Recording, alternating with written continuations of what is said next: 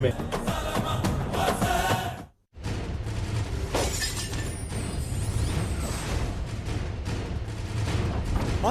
ಒಂದು ಬ್ರೇಕ್ ಮುಗಿಸಿ ವಾಪಸ್ ಬರ್ತಿದ್ದಾಗೆ ಮತ್ತೊಂದು ಸುತ್ತಿನ ಮತ ಎಣಿಕೆ ಪ್ರಕ್ರಿಯೆನೇ ಮುಗಿದೋಗಿದೆ. ಅಲ್ಲಿ ಬಿಜೆಪಿ ಮತ್ತೆ ಮತ್ತೆ ಮತ್ತೆ ಜಾಸ್ತಿ ಮಾಡ್ಕೋತಿದ್ದಾರೆ ಗ್ಯಾಪನ್ನು. ಬಿಜೆಪಿ 14,679 ಮತಗಳ ಮುನ್ನಡೆ. ವಿಜಯಪುರದಲ್ಲಿ ಯಾಕೋ ಬಿಜೆಪಿ ಭರವಸೆಯ ಗೆಲುವಿನ ಭರವಸೆಯತ್ತ ದಾಪುಗಾಲಾಗ್ತಾ ಇದೆ. ಗೆಲುವು ಅನ್ನಕ್ಕೆ ಬರಲ್ಲ ಈಗಲೇ. 22 ಸುತ್ತುಗಳಿರೋದ್ರಿಂದ ಈಗ 8 ಸುತ್ತು, ಏನಾದರೂ 15 ಸುತ್ತು ಆದಮೇಲೂ ಈ 15,000 ಮತಗಳ ಮುನ್ನಡೆ ಇದ್ದರೆ ಆಗ ಬೇಕಾದ್ರೆ ನಾನು ಸ್ಟೇಟ್ಮೆಂಟ್ ಚೇಂಜ್ ಮಾಡ್ಕೊಂಡ್ಬಿಡ್ತೀನಿ. ಈಗ ಸದ್ಯಕ್ಕೆ ಗೆಲುವಿನ ಭರವಸೆಯತ್ತ ದಾಪುಗಾಲಾಗ್ತಾ ಇದೆ, ಓಡ್ತಾ ಇದೆ ಭಾರತೀಯ ಜನತಾ ಪಕ್ಷ.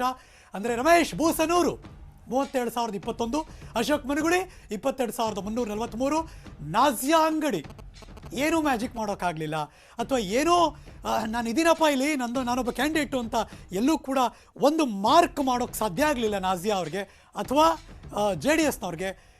ಇನ್ಕ್ಲೂಡಿಂಗ್ ಮಾಜಿ ಪ್ರಧಾನಮಂತ್ರಿಗಳು, ಮಾಜಿ ಮುಖ್ಯಮಂತ್ರಿಗಳು ಸತತವಾಗಿ ವಾರಗಟ್ಟಲೆ ಕ್ಯಾಂಪೇನ್ ಮಾಡಿದ್ರು ಕೂಡ ಯಾಕೋ ಆ ಫುಟ್ ಪ್ರಿಂಟ್ಸ್ನ ಮೂಡಿಸೋಕೆ ಸಾಧ್ಯ ಆಗಲಿಲ್ಲ. ಭಾಳ ಬೇಜಾರು. ಬಿಕಾಸ್ ಆ ಜಾಗದಲ್ಲಿ JDS ಕಾಲದಲ್ಲಿ ಗೆದ್ದಿದ್ದಂಥ ಕ್ಷೇತ್ರ ದಿನೇಶ್ ಸರ್, ಆ ಸಿಂದಗಿ ಕ್ಷೇತ್ರ. ಬಟ್ ಸ್ಟಿಲ್ ಇವತ್ತು ಏನೂ ಮಾಡೋಕ್ಕೆ ಸಾಧ್ಯ ಆಗ್ತಿಲ್ವಲ್ಲ ಈ ಥರ ಅಂತ ಅನ್ಸೋಕ್ಕೆ ಶುರುವಾಗ್ತಿದೆ. ಇನ್ನು ಹಾನಗಲ್ ಬರ್ತಾ ಇದೆ ಬಿಜೆಪಿಗೆ ಮತ್ತು ಮುಖ್ಯಮಂತ್ರಿಗಳಿಗೆ ಬಹಳ ಪ್ರತಿಷ್ಠೆಯ ಕ್ಷೇತ್ರ. ಆದರೆ ಕಾಂಗ್ರೆಸ್ ನಿರಂತರವಾಗಿ ಮುನ್ನಡೆ ಸಾಧಿಸ್ತಾ ಇದೆ. 1,320 ಸ್ಟಿಲ್ ಅದು ಕಡಿಮೆನೇ ಒಂದು ಅಸೆಂಬ್ಲಿ ಕಾನ್ಸ್ಟಿಟ್ಯೂನ್ಸಿಗೆ ಲೀಡಲ್ಲಿ. ಬಿಜೆಪಿ 22,024. ಬಿಕಾಸ್ ಯಾವಾಗಲೂ ಹಾವು ಎಣೆ ಆಟ ಆಡ್ಬೇಕಾರೆ 4, 5, 6 ಮನೆ ಮೇಲೋದ್ರು, ಇನ್ನೊಬ್ರು 3ನೇ ಮನೇಲಿದ್ರು, 6, 7ನೇ ಮನೇಲಿ ರಪ್ಪ ಅಂತ ಒಂದು ಹಾವು ಕಚ್ಚೋದ್ರು, ತೊಪಕ್ಕಂತ ಕೆಳಗಡೆ ಬಿದ್ದುಬಿಡ್ತೀವಿ ಒಂದೇ ಸರಿ. ಹಾಗಾಗೋ ಚಾನ್ಸ್ ಇರುತ್ತೆ ಹಾನಗಲ್ನಲ್ಲಿ. ಅದಕ್ಕೆ ಇದು ಹಾವು ಎಣೆ ಆಟ ಅಂತ ಕರಿತಿದ್ದೀನಿ ಅವಾಗಿಂದ. 1,300 ಮತಗಳ ಅಂತರದಲ್ಲಿ, ಅಂದರೆ ಮುನ್ನಡೆಯಲ್ಲಿ ಮುಂದಕ್ಕೆ ಹೋಗ್ತಾ ಇದೆ ಕಾಂಗ್ರೆಸ್. ಶ್ರೀನಿವಾಸ್ ಮಾನೆ ಅವರು ಆದರೆ ಯಾವುದೇ ಸಂದರ್ಭದಲ್ಲಿ ಎಲ್ಲೆಲ್ಲೋ ಹೇಗೆ ಆಗ್ಬಿಡ್ಬೋದು. ಬಿಕಾಸ್ ಹಾನಗಲ್ನ ಬೂತ್ ಮಟ್ಟದ ಲೆಕ್ಕಾಚಾರದಲ್ಲಿ ಓವರಾಲ್ 83% ಇದ್ದರೂ ಯಾವುದೋ ಒಂದು ಬೂತ್ ಮರ್ಪುಟೆ ಹೆಸರದ್ರದ್ದು ಆ ಮತಗಟ್ಟೆಯಲ್ಲಿ 96% ಮತ ಆಗಿದೆ. ಅಲ್ಲೇ ಬಿಜೆಪಿಗೆ ಬಿದ್ದುಬಿಟ್ಟಿದ್ರೆ ಗೊತ್ತಿಲ್ಲ. ಕಾಂಗ್ರೆಸ್ ಬೀಳಬಾರ್ದು ಹರೀಶ್ ಅಂದರೆ ಬಿಡ್ತಿರ್ಬೋದು, ಗೊತ್ತಿಲ್ಲ. ಆಗ ಕಾಂಗ್ರೆಸ್ ಬಿದ್ದರೆ ಗ್ಯಾಪ್ ಜಾಸ್ತಿ ಆಗುತ್ತೆ. ಇನ್ನು ಬಿಜೆಪಿ ಬಿದ್ದರೆ ಓವರ್ಟೇಕ್ ಮಾಡಿ ಮುಂದಕ್ಕೂ ಬರ್ಬೋದು, ಗೊತ್ತಿಲ್ಲ. ಅಥವಾ ಸಿಟಿ ಭಾಗದಲ್ಲಿ ಕಡಿಮೆ ಆಗಿದೆಯಲ್ಲ, ಎಲ್ಲೋ 60, 62 ಆಗಿದೆಯಲ್ಲ, ಅಲ್ಲೇನಾರು ಆಗಿದ್ರೆ ಆ ಹಿಂದೆ ಮುಂದೆನೂ ಆಗ್ಬಿಡ್ಬೋದು. ವಿ ಡೋಂಟ್ ನೋ ಎಲ್ಲಿ ಏನಾಗ್ತಿದೆ ಅಂತ. ರಮೇಶ್ ಬೂಸನೂರು ಬೆಂಬಲಿಗರಂತೂ ಫುಲ್ ಹರ್ಷೋದ್ಗಾರವನ್ನು ಮಾಡ್ತಿದ್ದಾರೆ ಅಂತ. ಬಂತಲ್ಲ ವಿಜುವಲ್ಸು, ಬಾವುಟ ಎತ್ತಿಡಿದ್ರು. ಬ್ಯಾಡ್ರಪ್ಪ ಈಗಲೇ ಭಾರತೀಯ ಜನತಾ ಪಕ್ಷವನ್ನು ನಾವು ಗೆದ್ದುಬಿಟ್ವಿ ಅಂತ ಅಂದ್ಕೊಂಡು ಬೆಂಗಳೂರು ಮಹಾನಗರ ಪಾಲಿಕೆಯನ್ನು ಬಿಟ್ಕೊಟ್ಟಿದ್ದು ಉದಾಹರಣೆ ಇದೆ. ಹೌದಲ್ವ ದಿನೇಶ್ ಸರ್? ನಗ್ತಾ ಇದ್ದಾರೆ ಮಂಜುಳಾ. ಕರೆಕ್ಟೇ ಅಲ್ವಾ? ಗೊತ್ತಿರೋ ಸತ್ಯನೇ. ಗೆದ್ವಿ ಬಿಡಪ್ಪ, ಇನ್ನೇನು ತಲೆ ಕೆಡಿಸ್ಕೊಳ್ಳಂಗಿಲ್ಲ ಅಂತ ಕೂತಿದ್ರು. ಕೊನೆಗೆ ಏನೇನು ಆಗೋಯ್ತು ಅಂದರೆ ಅವ್ರ ಕೈಲಿ ಅಧಿಕಾರದ ಚುಕ್ಕಾಣಿ ಹಿಡಿಯೋಕ್ಕೆ ಸಾಧ್ಯ ಆಗಲಿಲ್ಲ. ಆ ಥರದ ಕತೆಗೆ ಬಂದ್ಬಿಟ್ರು ಬಿ ಜೆ ಪಿಯವರು. So let's not, but still ಅವ್ರ ಸೆಲೆಬ್ರೇಷನ್ನ ನಾವು ಯಾರು ಬೇಡ ಅನ್ನೋಕ್ಕೆ ಮಾಡಲಿ. ಈ ಕ್ಷಣಕ್ಕೆ ಅವ್ರ ಸೆಲೆಬ್ರೇಟ್ ಮುಂದುವರಿಸಲಿ. ಇದು ಸಿಂದಗಿ ಕ್ಷೇತ್ರ. ಆದರೆ ಒಂದಂತೂ ನಿಜ, ಭರವಸೆ ಅಂತೂ ಮೂಡಿಸಿದ್ದಾರೆ ರಮೇಶ್ ಬೂಸ್ನೂರವರು. ಇಲ್ಲಪ್ಪ ನಾನು ಅಂದ್ಕೊಂಡಂಗೆ ಗೆಲ್ತಾ ಇದ್ದೀನಿ, 25,000 ಅಂತ ಹೇಳಿದ್ದೆ ನಾನು ಗೆಲ್ತಾ ಇದ್ದೀನಿ ಅಂತ ರಮೇಶ್ ಬೂಸ್ನವರು ಹೇಳಿದ್ರಲ್ಲ, ಆ ಕಡೆ ಹೋಗ್ತಾ ಇದೆ. ಅವ್ರ ಲೆಕ್ಕಾಚಾರ ಆ ಕಡೆ ತಿರುಗ್ತಾ ಇದೆ ಅನ್ನೋದನ್ನ ಈ ಭರವಸೆ ಮೂಡಿಸಿರುವ ಲೆಕ್ಕಾಚಾರ ಕೇಳ್ತಾ ಇದೆ. ಓಹೋ, ಸಿಂದಗಿಯಲ್ಲಿ 8ನೇ ಸುತ್ತಿನಲ್ಲೂ ಕೂಡ ಭಾರತೀಯ ಜನತಾ ಪಕ್ಷ ಮುನ್ನಡೆ. ಅದು 15,010ಕ್ಕೆ ಮುಟ್ತಾ ಇದೆ. ಅಂದರೆ 14,600 ಚಿಲ್ಲರೆ.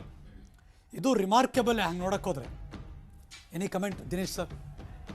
ಇಲ್ಲ, ಸಿಂದಗಿಯ ಟ್ರೆಂಡ್ ಬಹಳ ಕ್ಲಿಯರ್ ಆಗಿದೆ. ಅದರಿಂದ ಅದು ರಿವರ್ಸ್ ಆಗ್ತದೆ ಅನ್ನೋ ಭರವಸೆ. ಯಾಕಂದ್ರೆ ನೀವು ಹಿಂದಿನ ಬಹುಶಃ 2013ರಲ್ಲಿ 600-700 ವೋಟ್ಗೆ ಅಲ್ಲಿ ಡಿಸೈಡ್ ಆಗಿತ್ತು. ಕಳೆದ ಇಲೆಕ್ಷನ್ ಅಲ್ಲಿ 9,000 ಚಿಲ್ಲರೆಗೆ ವೋಟ್ಗೆ ಡಿಸೈಡ್ ಆಗಿತ್ತು.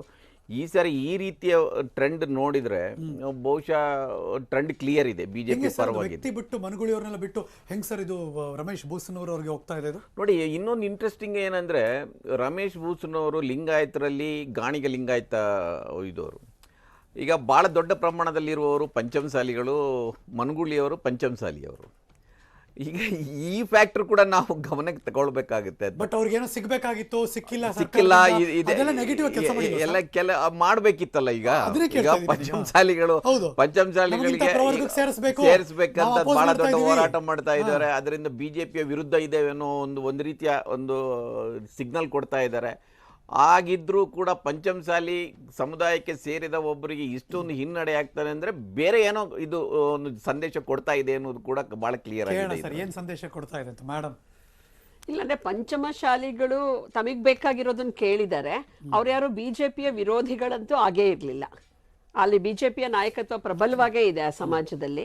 ಮತ್ತೆ ತಾವೆಲ್ಲ ಬೆಳಗಿಂದ ಹೇಳ್ತಾ ಇದ್ರಲ್ವಾ, ಯಡಿಯೂರಪ್ಪನವರು ಕೂಡ ಪಕ್ಷದ ಜೊತೆಗೆ ಬಹಳ ಆಕ್ಟಿವ್ ಆಗಿ ಈ ಚುನಾವಣೆಯಲ್ಲಿ ಮುಂಚೂಣಿನಲ್ಲಿ ನಮ್ಮ ನಾಯಕರಾಗಿ ಅವರು ಚುನಾವಣಾ ಕ್ಯಾನ್ವಸ್ ಅಲ್ಲಿ ಭಾಗವಹಿಸಿರುವಂತದ್ದು. ಅತಿ ಹೆಚ್ಚು ಆಕ್ಟಿವ್ ಆಗದೆ ಇದ್ರು ಅವ್ರ ಪ್ರೆಸೆನ್ಸ್ ಇದೆ ಈ ಚುನಾವಣೆ. ಡೆಫಿನೆಟ್ ಆಗಿ ಇಲ್ಲ, ನೀವು ಇದು ಮಾಡಿ ಹಾನಗಲ್ಲು ಮತ್ತೆ ಎರಡು ಕಡೆಗೂ ಮ್ಯಾಕ್ಸಿಮಮ್ ಪ್ರವಾಸಗಳನ್ನು ಕೊಟ್ಟಿದ್ದಾರೆ. ಸೊ ಹಾಗಾಗಿ party as a team work ಮಾಡಿರುವಂತದ್ದು ನಮ್ಗೆ ಅದು ರಿಸಲ್ಟ್ ಆಗಿ. ಏನ್ ನೋಡ್ತಿದ್ದಾರೆ ಸರ್ ನಿಮ್ ಪ್ರಕಾರ? ಯಡಿಯೂರಪ್ಪನವ್ರು ನೋಡ್ತಿದಾರಾ, ಬಸವರಾಜ ಬೊಮ್ಮಾಯಿ ಅವ್ರು ನೋಡ್ತಿದಾರಾ, ಇಲ್ಲಪ್ಪ ಇದು ಕಮಲ ಪಕ್ಷ ಓಟ್ ಹಾಕೋಣ ಅಂತ ನೋಡ್ತಿದಾರಾ, ಇಲ್ಲ ಇದೆಲ್ಲ ಪಕ್ಕಕ್ಕಿಟ್ಟು ಆ ಜಾಗದ ಕ್ಯಾಂಡಿಡೇಟ್ಸ್ ನೋಡ್ತಾ ಇದಾರ?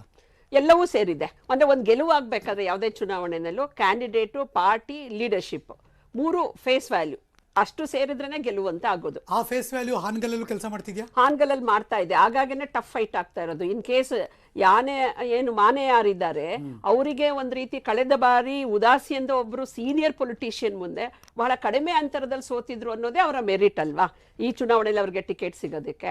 ಜೊತೆಗೆ ಅವರು ಕ್ಷೇತ್ರವನ್ನ ಹಾಗೆ ಕಂಟಿನ್ಯೂ ಮಾಡ್ತಾರೆ ಶ್ರೀನಿವಾಸ್ ಮಾನೆ ಅನ್ನುವಂಥದ್ದು ಅವರ ಮೆರಿಟ್ ಆಗಿತ್ತು. ಸೊ ಇಲ್ಲಿ ಏನಾಗುತ್ತೆ, ಉದಾಸಿ ಅವರ ಜೊತೆಗೆ ಇಂಟ್ಯಾಕ್ಟ್ ಆದಂತ ಮತದಾರರು ಅವರ ಕುಟುಂಬಕ್ಕೆ ಸಿಗ್ಬೇಕು ಅಂತ ಒಂದು ಎಮೋಷನ್ಸ್ ಇದ್ದೇ ಇತ್ತು.